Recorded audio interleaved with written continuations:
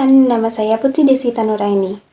Di sini saya akan mereview buku yang telah saya baca yang berjudul Nasihat Langit Penenteram Jiwa, karya Syekh As-Safuri. Di sini saya membaca baru satu bab. Kita akan review per babnya, dan buku ini ada 6 bab dengan banyak subbab di dalamnya. Ini adalah bab pertama yang saya baca, mengerjakan sholat. Dalam bab 1 yaitu mengerjakan sholat, dalam buku ini Syekh As-Safuri menjelaskan bahwa pentingnya sholat sebagai amalan wajib kita dalam Islam. Lalu beliau juga menguraikan aspek-aspek sholat seperti syarat-syarat sah sholat, tata cara pelaksanaan sholat, keutamaan hingga fadilah ketika kita melaksanakan sholat dengan baik. Beliau juga di sini menjelaskan bahwa sholat bukan hanya sekedar ritual saja, sekedar penuntasan kewajiban kita saja, tetapi itu sebagai salah satu bentuk komunikasi kita kepada Allah Subhanahu wa Ta'ala. Beliau juga mengajak kita sebagai pembaca untuk memahami, memaknai setiap arti dari setiap gerakan sholat. Karena ketika kita memahami dan memaknai setiap gerakan sholat, itu kita akan khusyuk dalam melaksanakannya. Ketika kita belum bisa khusyuk dalam sholat, setidaknya kita mengusahakan untuk memaknai setiap gerakan-gerakan sholat dan setiap bacaan yang kita ucapkan. Buku ini banyak sekali menjelaskan keutamaan sholat. Syekh pun menguraikan bahwa sholat ini bisa menghapus dosa. Sholat ini sebagai sumber ketenangan jiwa kita.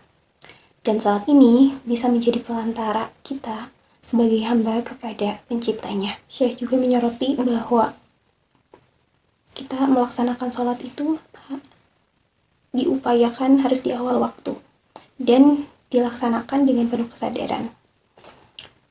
Selain itu, di dalam buku ini ada subbab yang sangat menarik untuk saya dan sangat menyentuh. Suatu ketika Nabi Isa berjalan di tepi pantai, lalu beliau melihat seekor burung dari cahaya yang tenggelam dalam lumpur, lalu keluar dan mandi di laut hingga kembali ke bentuk indahnya. Dan hal tersebut dilakukan berulang-ulang kali oleh burung tersebut.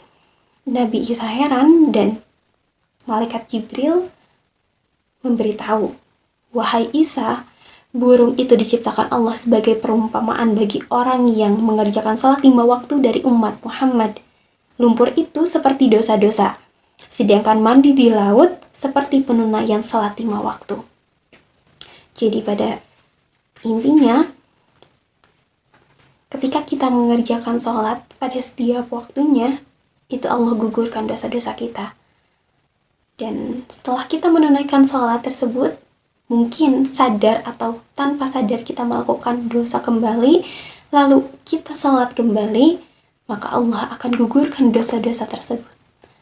Begitu akan terus berulang. Ketika kita mengerjakan sholat, lalu digugurkan dosanya, kita sholat lagi, kita melakukan dosa kembali tanpa sadar atau dengan sadar. Begitu, itu menunjukkan bahwa Allah Maha Pengasih, Allah Maha Penyayang kepada setiap hambanya. Guys, mungkin itu yang bisa saya review di bab pertama mengenai mengerjakan sholat. Semoga bisa bermanfaat bagi kalian semua, utamanya untuk diri aku. Dan semoga kita selalu mengusahakan dan mengupayakan untuk mengerjakan sholat dengan baik, tidak hanya sebatas ritual saja, tetapi sebagai komunikasi kita sebagai hamba.